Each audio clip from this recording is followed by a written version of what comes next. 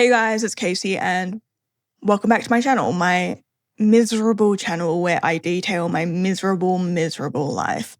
And you're probably thinking, wow, don't you just sound like a big bowl of radioactive fun today? And you'd be right, but in my defense, I have a very, very good reason to be a miserable mess today, and I'm going to use this video to complain about said reason, even though I know that it'll probably make me look crazy, but at the end of the day, this is my channel, and at the end of the day, I might actually also be crazy, so there you go. I received an unexpected guest on Friday, but really looking back on how the world is at the moment and just the absolute miserable state of everything. Miserable is the word of the day apparently today. But the miserable state of absolutely everything in my life and in the world outside of my life, and the fact that Ronald had told me that he'd been extraordinarily stressed and he could smell his cortisol levels on the wind, which I don't know anything about because I'm not a complete and total weirdo. But the point is that maybe I should have expected this guest to arrive, but I didn't. Now, I don't work on Fridays. Nobody at the hospital works on Fridays. It's a whole thing. Dr. Kingsley, he drives up and he covers the shift for the entire day and the entire night, which is a real gift to us all. But in saying that, I think he only does that because he's a quintessential workaholic and his own clinic will not allow him to work 7 days a week on health and safety concerns. And so he tries to get around that little loophole by coming to work at our clinic 1 day a week. But you know what? At the end of the day, it's not my circus. It's not my monkeys. If he wants to, put his own personal health and well-being at risk, far be it for me to be the judge. Okay, I am happy to put him on the floor if he wants to be on the floor. And he does. So he works every Friday. Anyway, this video is not about Dr. Kingsley and his inability to take a personal day off. No, this video is about arriving at my front door early Friday morning. And this was suspicious for two reasons. One, it was at my front door. And two, it was at my front door. Every 6 months or so, will rock up in my life and start telling people what to do, which royally pisses me off, even on a good day. But the point is that he never, ever knocks. Not at my door, not at anyone else's door. He just shows up, poofs out of the thin air on a whim because he decides that he wants to be here. He has never knocked on my door before. The last time that he came here, and he doesn't come here very often. In fact, he almost never comes here. In the, almost 7 years now that I've been living in this shithole of a town, he's showed up here like 4 times, and at least 2 of those times was not to see me. It was just one of them was strictly a coincidence, and he went to great lengths to try to disguise the fact that he was here from me. The only reason that I even found out about it is because Dress Levesque can't keep his mouth shut.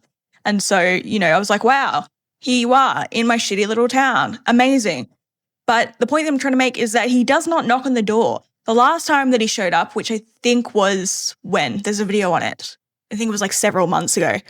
I just woke up in the morning and he was laying on my bed next to me like it was a complete and total normal occurrence. Like it wasn't completely, totally and creepy.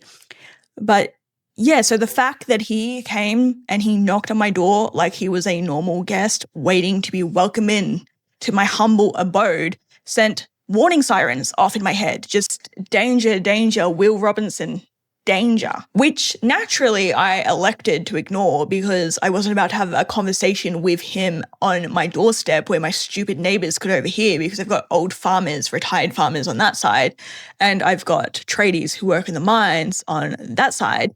And, I wasn't sure what this conversation was going to entail yet, but I knew that, it's probably something that is going to make me sound insane if normal people were to overhear it. So he comes inside and it's not awkward. Awkward is not the right word to use in this context. I don't find to be awkward in any context really, but I am suspicious, which ended up being the right call to make because after some bland small talk, he turns to me and he says, "You're making a video about me." And like he says it, he outright states it as if it is a fact. He doesn't ask it. He doesn't imply it. It's just blur. This is what you're doing.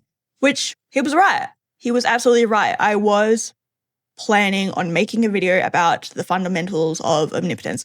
In fact, at this point in time, it wasn't even a plan. I had sat down the night before and started filming like the first 10 minutes of it before I got called away from work. And so I had actually already put this plan into motion. So I told him straight up, yeah, I am, but what's the big deal? I film videos about you, about Joyce Levesque, about everything all the time. So what's the big deal about this specific video that you feel the need to come and visit me? And he goes, yeah, I understand that you film videos all the time, but I would appreciate it if you didn't film this specific video right now. I bet that you would appreciate that. I bet that you would appreciate that for reasons that I do not comprehend and honestly don't care about. Because do you know what I would appreciate? I would appreciate not being stuck here in this shithole against my will. That's what I would appreciate. In fact, I would appreciate, even if I have to be stuck here in this shithole against my will, that you at least make an effort to make it a pleasant experience, but you don't even care enough to do that. So why should I care about what you would appreciate and what you wouldn't? And let me tell you, I was mad. I was so friggin' mad, it's not even funny. Because he doesn't care. He does not care about anything. He never does anything unless it's exactly what he wants to do. He never has, ever, not once. And if what he wants to do just so happens to inconvenience every single other person on the face of the planet, well, that's just too damn bad, isn't it? It's just so annoying, you know, because like I said, every 6 months, he just wants to roll up in my life, either in person or phone or wherever the hell he does it, and start telling everybody what to do. But cleaning up his messes is a 24-hour job, a 24-hour job that falls directly on me. I don't have the choices that he does in terms of where I live and what I do. In fact, I have to live in this town because Ronald lives in this town. Ronald is not my responsibility.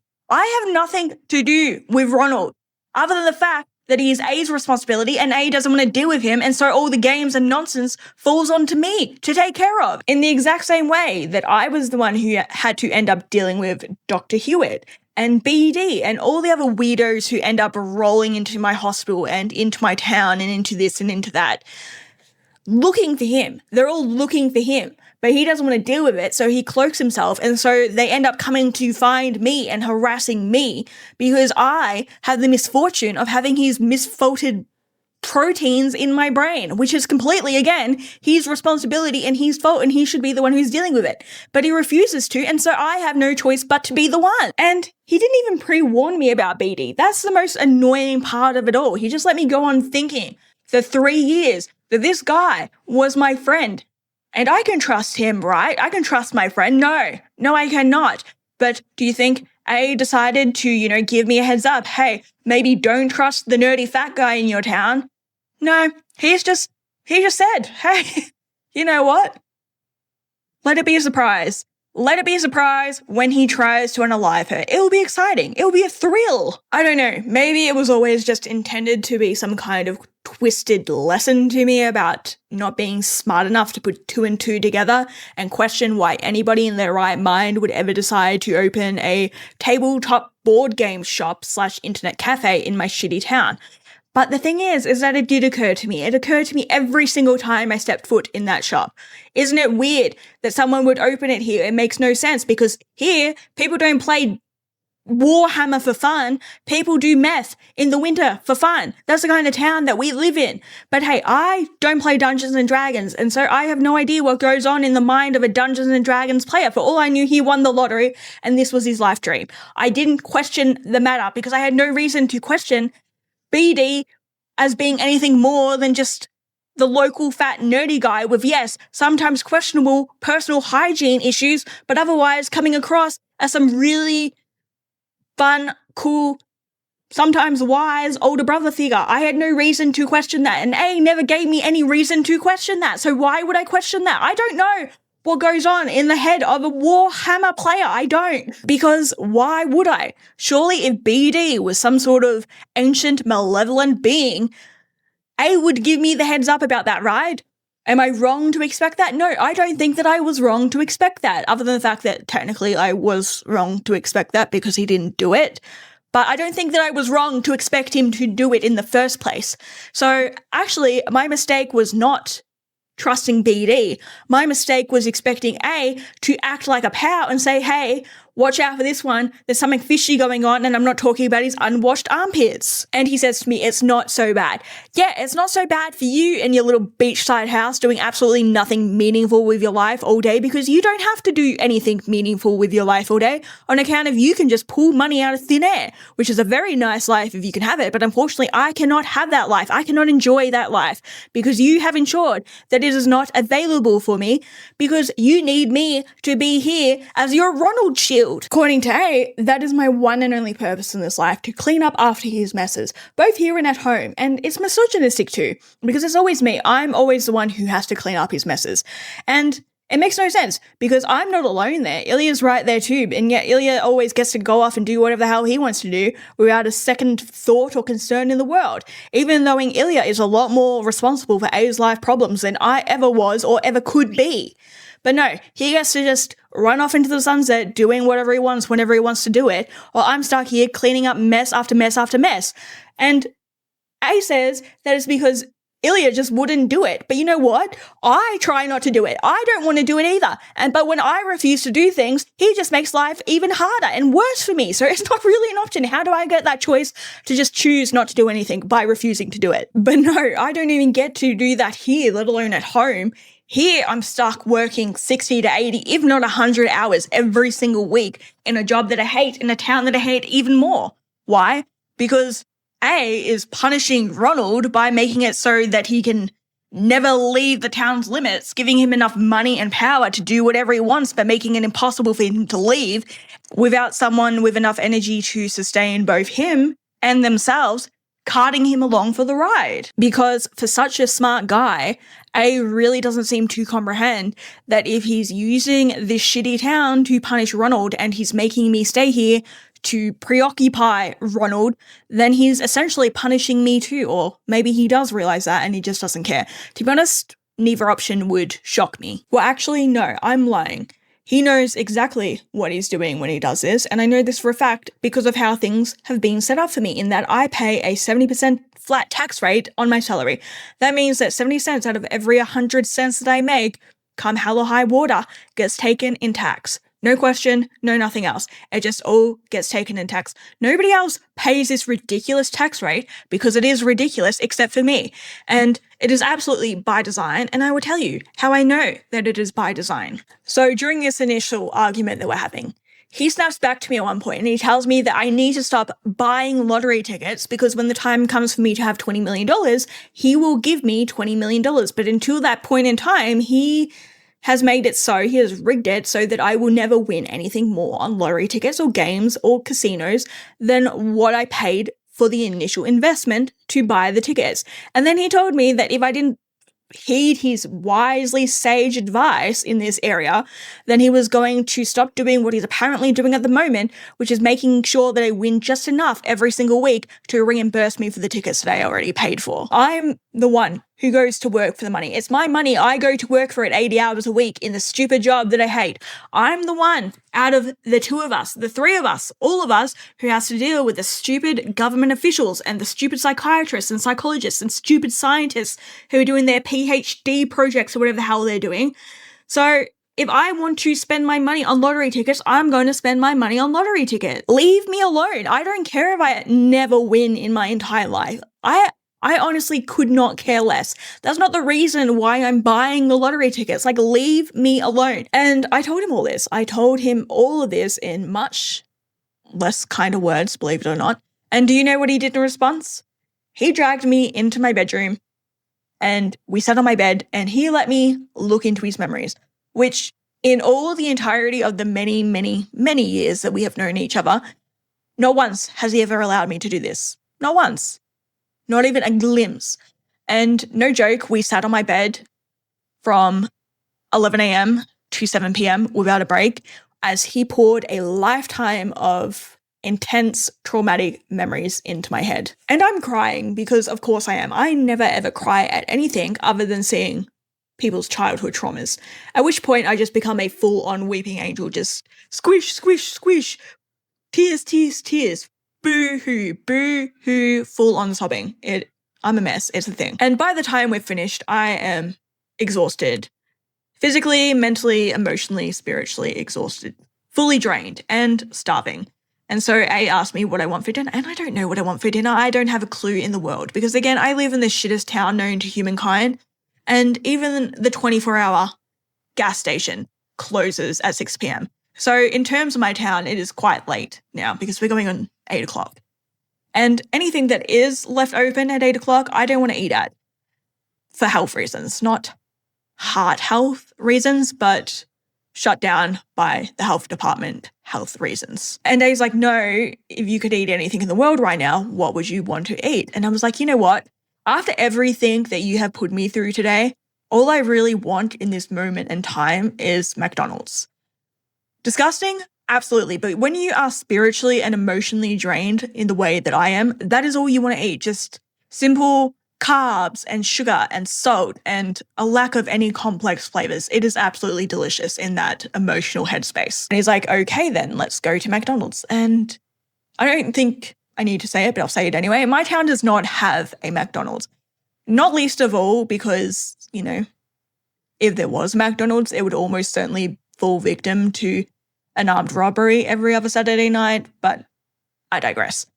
So I tell him, I'm sorry, I don't care how hungry I am and how much I want McDonald's. I am not getting in the car and driving 200 kilometers down the road to the nearest McDonald's just so I can taste the taste of nothingness. And Dave's like, no, just get in the car. So I get in the car and I'm driving, of course, even though he can drive a car, he just, you know, it always falls to me to clean up these misses. So, of course, I'm the one who ends up having to drive the car in this scenario.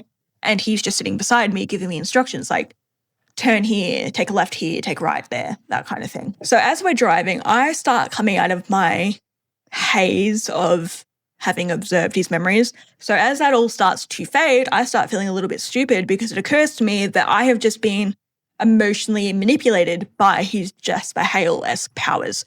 Because his childhood is honestly not that terrible. Now, yes, I want to say, for prosperity's sake, there was one incident when he was 5 years old, which was well and truly horrific on every single level. I don't want to minimize that in any way, shape, or form. It was horrible, horrific, monstrous, and it has left a very deep scar on who he is as a person. But I already knew that prior to observing his memories. Like, this was not news for me. It was one of the first solid things that I ever learned about him. It's certainly, like, his childhood certainly wasn't so horrific that it required me to sit on my bed for several hours ugly sobbing. So I felt a bit foolish for having done that. After realizing that the only reason that I did so is because he was emotionally manipulating me to get that reaction out of me. And then once that had faded, I could see the sky for the trees. Is that how the saying goes? I don't know. And so we start arguing again because I do not appreciate being emotionally manipulated in such a way simply in an attempt to make me feel sorry for him. Him who has everything, every single thing that he could ever want, he has or could have at a moment's notice. And so we start arguing again. And while we're arguing, I start getting tailgated by the car behind me. And that sends me into not only a rage at him, but also a case of road rage, which isn't surprising because I get bad road rage anyway. Because one thing that I cannot understand for the life of me is why it is not legally acceptable to carry around a carton of eggs in your car so that you can fling them at bad drivers so that everyone can share in the shame. But anyway, he makes the car back up a little bit and we turn the corner and there they are, the Golden Arches. There is a McDonald's in my town. In my freaking town, there is McDonald's. And the very first thing that Dave says to me is, don't get used to it.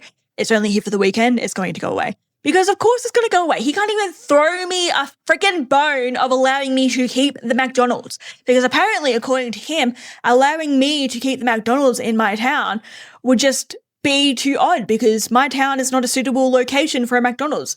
It's perfectly suitable and acceptable for a Prada store to be in the middle of nowhere, Texas, but God forbid my town has a McDonald's, right?